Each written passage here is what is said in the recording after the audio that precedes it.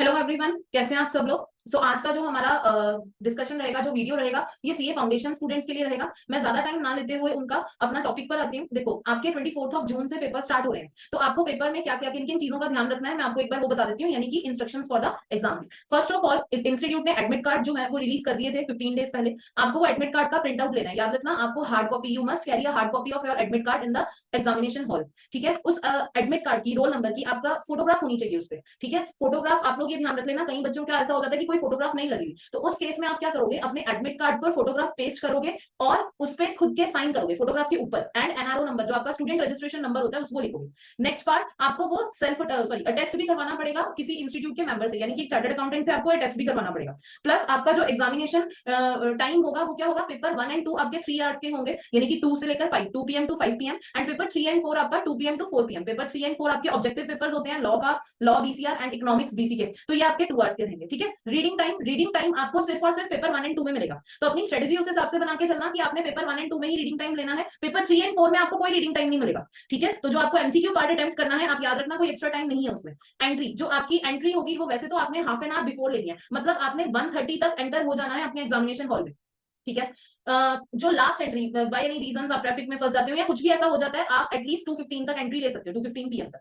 अब ball pen use करना है, ब्लैक बॉल पेन यूज करना है सब्जेक्टिव पेपर्स के लिए, ब्लैक कलर का बॉल पॉइंट पेन। ठीक है, अच्छा, अब नेक्स्ट है आपका 8 पॉइंट को अभी मैं बाद में करती हूँ डिस्कस। 9th पॉइंट आपका क्या है कि कई स्टूडेंट्स ऐसे होते हैं जिनका, जैसे मान लो कि लुधियाना में सेंटर है, ठीक है, तो वो बाहर से आ रहे हैं, कोई खन्ना से आ रहा है, कोई गोविंदगढ़ से आ रहा है, तो इट इज रिकमेंडेड, यहाँ जो स्टूडेंट लुधियाना में ही है, आप एक बार जो भी आपका एग्जामिनेशन सेंटर पड़ा है ना, एक बार जाके देखा उसको, ठीक है, कहाँ पर है वो एग्जैक्ट लोकेशन, ताकि आपको पेपर वाले दिन कोई मुश्किल ना आए। ठीक है, दूसरा अटेंडेंस शीट्स, देखो हर स्टूडेंट के पास एक अटेंडेंस शीट आती है। आपको उस अटेंडेंस, जो आपको वहां पर इन्विजिलेटर्स होते हैं एग्जामिनेशन हॉल में, वो आपको साइन करने के लिए एक शीट देंगे। उस शीट पे आपका नेम लिखा होगा, you have to check your spellings, और आपका रोल नंबर लिखा होगा, आपको वो चेक करना है और सिंपली साइन करना है। याद रखना, अगर आपको इन्विजिलेटर नहीं देता ना वो साइन, तो आप उसको किए बिना मत आना, क्योंकि आप अगर पेपर सबमिट भी कर दोगे और अटेंडेंस शीट आपने साइन नहीं की होगी, तो ये नहीं माना जाएगा कि आपने पेपर अटेम्प्ट किया। ठीक है, नेक्स्ट अटेंडेंस रजिस्टर, एक roll number sticker for paper 1 और 2 है ये, जो आपके सब्जेक्टिव पेपर्स हैं, आपके पास एक रोल नंबर स्टिकर आएगा, वो आपकी जो आंसर बुकलेट होती है उस पर पेस्ट होगा वो स्टिकर, तो ध्यान रखना आपने ये चीज भी करनी है। ठीक है, दूसरा अब बात करते हैं अटेम्प्टेशन की। तो अटेम्प्टेशन फॉर स्पेसिफिक इंस्ट्रक्शन पेपर 1 और 2 के लिए जो है वो क्या दी गई है, देखो, एक तो फर्स्ट पॉइंट है रीडिंग टाइम मिलेगा 15 मिनट्स का, ये सिर्फ पेपर 1 और 2 के लिए। स्टिकर का रोल नंबर स्टिकर का मैंने आपको बता दिया। दूसरा, आप एडिशनल बुक क्लेम कर सकते हो, एडिशनल बुकलेट क्लेम कर सकते हो। अगर आपकी जो ओरिजिनल बुकलेट होती है ना, उसमें 30 to 40 पेजेस होते हैं और वो वर्टिकल होती है, हॉरिजॉन्टल नहीं होती। जैसे इससे पहले अगर आप लोगों ने फाउंडेशन से पहले +1 +2 के पेपर किए होंगे, तो वो हॉरिजॉन्टल होती है, वर्टिकल होती है। वर्टिकल आप एडिशनल बुकलेट क्लेम कर सकते हो, but you have to write additional booklet number on the front of your answer booklet. मतलब आपके फ्रंट ऑफ आंसर बुकलेट है ना, एक ऑप्शन होता है नंबर ऑफ एडिशनल बुकलेट्स, तो उसमें लिखोगे कि मैंने एक बुकलेट लिया। ठीक है, रोल नंबर इन वर्ड्स लिखना है, और जो आपने सर्कल डॉकिंग करने हैं। अब राजा, ये पार्ट इंपॉर्टेंट है, देखो, आप जैसे आपके पास ये रोल नंबर का बॉक्स दिया गया होता है, यहाँ पर आप लोग वर्ड्स में लिखोगे, मतलब नंबर्स में लिखोगे, सॉरी। ठीक है, मेरा रोल नंबर है 2412 समथिंग, और आपको क्या करना है, इस 2 के against you have to darken this circle this like this. ठीक है, मतलब आपको उसमें फिलअप करना है।